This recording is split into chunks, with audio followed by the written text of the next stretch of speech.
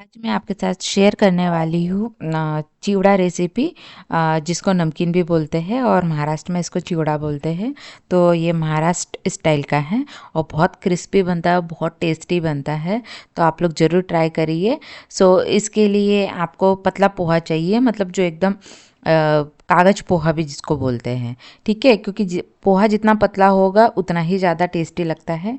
सो आपको क्या करना है, सबसे पहले एक कढ़ाई में थोड़ा सा ऑयल ले लेना है और वो जब ऑयल हल्का सा गर्म हो जाएगा उसके अंदर आपको हल्का सा हल्दी पाउडर डालना है, पिंच ऑफ डालना है, बहुत ज़्यादा मत डालिए। और उसके बाद में आप इसमें पोहा डाल लीजिए और पोहा को आपको अच्छे से सेकना है। ठीक है, और मैंने कागज पोहा यूज़ किया जो बहुत पतला होता है, तो इसको एकदम धीमे धीमे सेकना है, मतलब लगना नहीं चाहिए, नहीं तो वो जल जाएगा। इसलिए मैं इसको कंटिन्यू मतलब चलाने वाली हूँ। सो मैंने यहाँ पे लिया है आधा किलो पोहा, मतलब आधा किलो का ही बनाने वाली हूँ। तो इसके जो आगे के जो इंग्रेडिएंट है ना, उसके मेज़रमेंट में उसी टाइम बता दूँगी कि मतलब कितना कितना मैंने यूज़ किया हुआ है। सो यहाँ पे आधा किलो पोहा ले लिया है और एक साथ मैंने उसको नहीं करना है।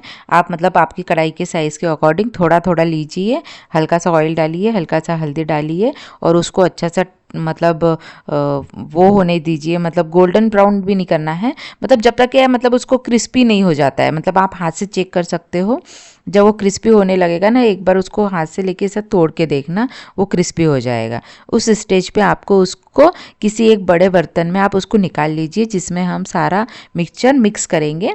इसलिए जितना बड़ा हो सके उतना बड़ा आप बर्तन ले लीजिए, कोई भी बर्तन चलेगा, आपके पास जो भी बर्तन हो बड़े साइज़ का, उसको उसमें ट्रांसफ़र कर लीजिए।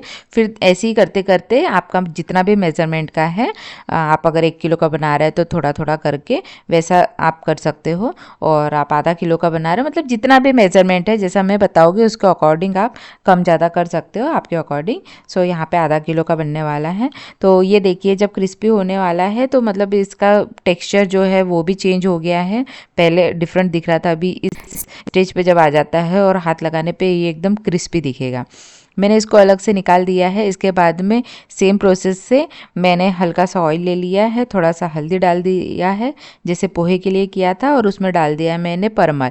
और मैंने यहाँ पे ये जो मुरमुरे हैं ये मैंने 100 ग्राम लिए हुए हैं। 1 किलो में 100 ग्राम मुरमुरा काफ़ी होता है, इसलिए यहाँ पे जो मुरमुरा है वो 100 ग्राम है। इसको भी सेम उसी प्रोसेस से आप कंटिन्यू चलाते रहिए, क्योंकि अगर एक बार गलती से अगर कभी आंच ज़्यादा हो गई, और एकदम लो फ्लेम पे करिए, मैं तो इंडक्शन पे कर रही हूँ तो मेरा बहुत कम ही टेम्परेचर है। आप गैस पे भी करोगे कोई बात नहीं, बट उसके अंदर आपको बस एक चीज़ का ध्यान रखना है कि इसको लो फ्लेम पे करिए, ताकि गलती से भी ये न लगे, क्योंकि ये ड्राई चीज़ होती है। अगर थोड़ा सा भी अगर आप हाथ चलाना बंद कर दो या कढ़ाई पतली हो तो वो बहुत जल्दी जलने लगेंगे, तो जलना बिल्कुल भी नहीं चाहिए। इसके लिए कंटिन्यू चलाते रहिए और लो फ्लेम रखिए। और जैसे ही ये भी क्रिस्पी हो जाता है, 2 से 3 मिनट तक के आप इसको अच्छे से भूनिए, और ये ऑलरेडी थोड़ा क्रिस्पी ही था।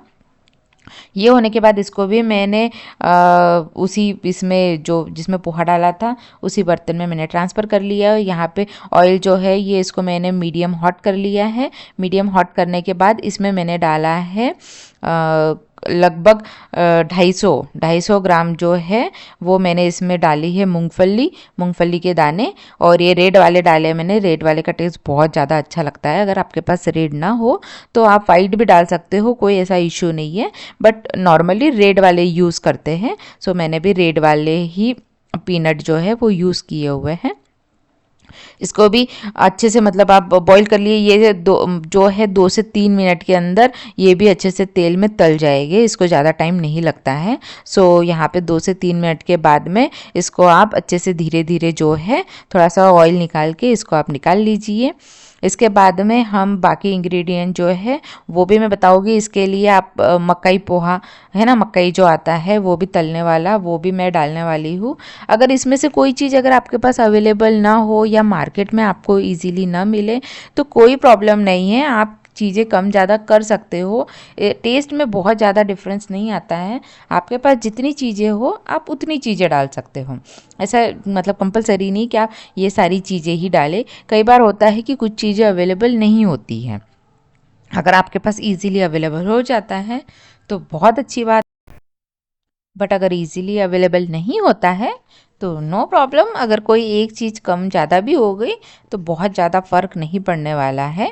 आप इसमें आपके अकॉर्डिंग अगर कोई चीज़ ऐड करनी है तो आप वो भी कर सकते हो, बट जितना मैंने डाला है वो मोर देन सफिशिएंट है सारी चीज़ों के अकॉर्डिंग। ठीक है, इसमें आप एक चीज़ और कर सकते हो, जैसे इसके अंदर ना जो सूखा खोबरा होता है, सूखा नारियल, एक्चुअली मैंने नहीं डाला था क्योंकि मुझे पर्सनली ज़्यादा पसंद नहीं है इस वजह से, बट आप वो भी एक चीज़ कर सकते हो कि उसको अच्छे से पतले पतले स्लाइस में आप कट कर लीजिए, सूखे वाले को, गीला नहीं डालना है, और उसको अच्छे से आप सेक भी सकते हो, या जैसे मैंने इसको तला है वैसे आप तल लीजिए। तलने से तो क्या क्रिस्पी हो जाएगा, और क्रिस्पी होने के बाद वो जब चिवड़े में जाता है ना तो वो चिवड़ा ख़राब नहीं होता है।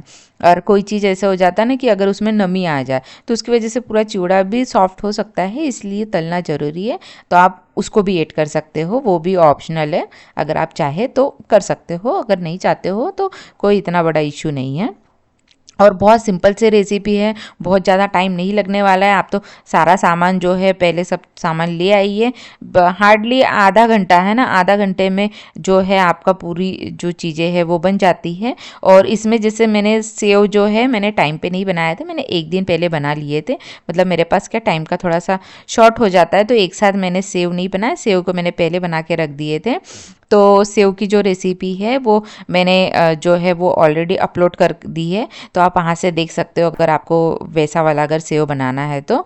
और या फिर आप मार्केट से ख़रीदा वाला डालना चाहते हो तो आप वो भी ऐड कर सकते हैं, कोई ऐसा प्रॉब्लम नहीं है। बट आप घर पे बनाओगे तो वो ज़्यादा ईजी है, सस्ता भी पड़ता है और अच्छा हेल्दी होता है, और आप जो चाहे वो चीज़ें उसमें ऐड कर सकते हो। देन यहाँ पे मैंने मकई पोहा जो है उसी ऑयल के अंदर मैंने मकई जो है, मकई फ्लेक्स को मैंने इसके अंदर तल लिया है, और मैंने मकई फ्लेक्स जो लिया है वो भी मैंने मतलब 200 ग्राम जो है वो मैंने मकई पोहा लिया हुआ है इसके अंदर। तो 200 ग्राम को मैंने तला है थोड़ा थोड़ा करके, क्योंकि एक साथ बहुत हो जाता है, इसलिए थोड़ा थोड़ा जैसा अमाउंट है वैसे वैसे आप तल लीजिए आपकी सहूलियत के हिसाब से, और तल के उसी बर्तन में रख लीजिए जिसके अंदर आपने पोहा रखा था। देन आपने परमल रखे थे, उसी के अंदर आप दाने जो हमने तले हैं, फली दाना, मूंगफली दाना, वो भी रख सकते हो। देन उसी के अंदर आप यहाँ पे जो हमने मकई फ्लेक्स तले हुए हैं ये भी आप डाल लीजिए। सब एक साथ भी रहेगा तो कोई इशू नहीं है, 10 बर्तन ख़राब करने की कोई ज़रूरत नहीं है। वैसे ही दिवाली में बहुत काम होते हैं तो हमको कोई ज़रूरत नहीं है कि हम 10-20 बर्तन ख़राब करें, क्योंकि इसके अंदर छोटे छोटे बहुत सारे बर्तन यूज़ हो जाते हैं। तो पॉसिबल हो सके तो एक ही बर्तन लीजिए, मेरा तो यही सजेशन है। और मेरे पास तो मतलब थोड़ा सा है कि आप बड़ा बर्तन लीजिए, क्योंकि ये बनने के बाद काफ़ी ज़्यादा हो जाता है। मेरे पास बर्तन मतलब बहुत ज़्यादा बड़े साइज़ के नहीं थे, इसलिए मैंने 2 डिफरेंट टाइप के बर्तन लिए हुए थे, जिसमें मैंने 2 मतलब अलग-अलग चीज़ें डाल रखी थी, क्योंकि मेरे पास मिक्स करने के लिए बहुत ज़्यादा बड़ा जो है वो बड़ा वाला बर्तन जो है वो नहीं था। तो आप कोई भी बर्तन ले सकते हो, बट बड़े साइज़ का लीजिए। तो यहाँ पे हमारे जो है वो फ्लैक्स भी तला गए हैं। इसके बाद में हमारे मतलब जो है हमारा मतलब 70% काम हो चुका है। इसके बाद में हम बस इसका मसाला बनाएंगे। तो मसाले के लिए आप क्या करिए कि जो वो होता है ना, मतलब पहले यहाँ पे मैं बता देती हूँ कि मैंने क्या क्या ऐड करा है, उसके बाद मैं आपको बताऊँगी कि आपको इसके पहले जो प्रोसेस क्या करनी थी। तो मैंने जो ऑयल को आप कम कर लीजिए, बहुत ज़्यादा ऑयल नहीं लगेगा क्योंकि बहुत सारी चीज़ें जो है ऑलरेडी तली हुई थी, तो कम से कम ऑयल लीजिए। तो यहाँ पे मैंने लिया है मतलब हमारे जो वो रहते हैं ना उससे वो डोंगल जिससे हम डालते हैं, उससे मैंने 4 से 5 डोंगल जो है वो ऑयल लिया हुआ है। इसके अंदर मैंने डाल दिया है हींग। हींग का तड़का बहुत अच्छा लगता है, टेस्टी भी लगता है, और बहुत मतलब अच्छा फ्लेवर आता है। और उसके बाद मैंने इसमें डाल दिया है 3 से 4 टेबल स्पून जीरा, और उसके बाद में मैंने डाले हैं इसमें 8 से 10 प्याज। ठीक है, तो आपको क्या करना है, प्याज, मिर्च और इसके अंदर कड़ी पत्ता, इसको आप मतलब चूड़ा बनाने से पहले ही मतलब 2-3 घंटे पहले आप इसको अच्छे से कट कर लीजिए और धूप में सुखा लीजिए। इससे क्या होगा कि इसके अंदर जो एक्स्ट्रा नमी जो होती है ना, वो जैसे मैंने काटे थे तब ये बहुत साइज़ के थे, बट नमी ख़त्म होने के बाद में इसको पकने में ज़्यादा टाइम नहीं लगेगा, प्लस इसके अंदर मॉइस्चर नहीं रहेगा। अगर गलती से इसके अंदर मॉइस्चर रह जाए तो हमारा चिवड़ा जो है वो ख़राब नहीं होता है, बट वो सॉफ्ट हो जाता है ना, सॉफ्ट हो जाता है, सॉगी हो जाता है, जो कि टेस्टी नहीं लगता है। तो इसके लिए आप यही कर सकते हो मैंने इसके अंदर लिया है 8 से 10 प्याज लिए हैं, उनको अच्छे से बारीक चॉप कर लिए और धूप में सुखा दिए हैं। और मैंने 10 से 15 मिर्च ली थी, हरी मिर्च, और वो तीखी वाली है। अगर आपके पास तीखी वाली ना हो तो आप थोड़ा सा क्वांटिटी ज़्यादा कर लीजिए, आप 20 से 25 कर लीजिए। मैंने 15 से 10 से 15 आई थिंक, हाँ 12-15 ऐसी ली हुई है। बारीक कट करके उसको भी मैंने सुखा दिया था जब तक ये प्रोसेस हो रही थी। सारी चीज़ मतलब धूप में मेरी सूख रही थी, जिसकी वजह से इसको पकने में ज़्यादा टाइम नहीं लगेगा और ये क्रिस्पी भी हो जाते हैं। और इसको अच्छे से मतलब थोड़ा सा हाई फ्लेम पे पकने दीजिए। एक साथ आप इसमें मिर्ची मत डालिए, पहले प्याज को हो जाने दीजिए। जब प्याज हल्के से गोल्डन ब्राउन जिस स्टेज पे आ जाएगा ना, उस स्टेज पे आपको इसके अंदर मिर्ची को ऐड करना है। उसके बाद आप कड़ी पत्ता ऐड करिए। डायरेक्ट आप सब चीज़ अगर ऐड कर दोगे तो मिर्ची क्या है, बहुत जल्दी मतलब वो सुखा भी लिए हमने तो वो जलने लगेगी, जो कि फिर कड़वी लगती है। तो इसलिए आप ऐसा ना करिए, पहले प्याज को अच्छे से भुनने दीजिए। हल्का गोल्डन ब्राउन कलर जब आ जाएगा उस स्टेज पे आपको इसके अंदर मिर्ची ऐड करनी है। देन मिर्ची जब थोड़ी सी हो जाएगी 1-2 मिनट, उसके बाद आप इसके अंदर कड़ी पत्ता कीजिए ऐड। देखो जैसे मैंने यहाँ पे मिर्ची को सूखा लिया है तो इसकी क्वांटिटी मतलब कम दिख रही है, बट ये बहुत ज़्यादा क्वांटिटी है। ऐसा नहीं है कि कम क्वांटिटी नहीं है। सूखने के बाद वो थोड़ा सा ड्राई होने के बाद मॉइस्चर उसका कम हो जाता है ना। और वैसे भी मतलब जैसे हम फ्रिज में जैसी चीज़ें रखते हैं, है ना। जैसे मैंने तो पहले से ही खरीदी हुई थी, तो मेरे पास 1-2 दिन पहले ले आई थी, तो वो बाहर नहीं रखी हुई थी, फ्रिज में रखी हुई थी।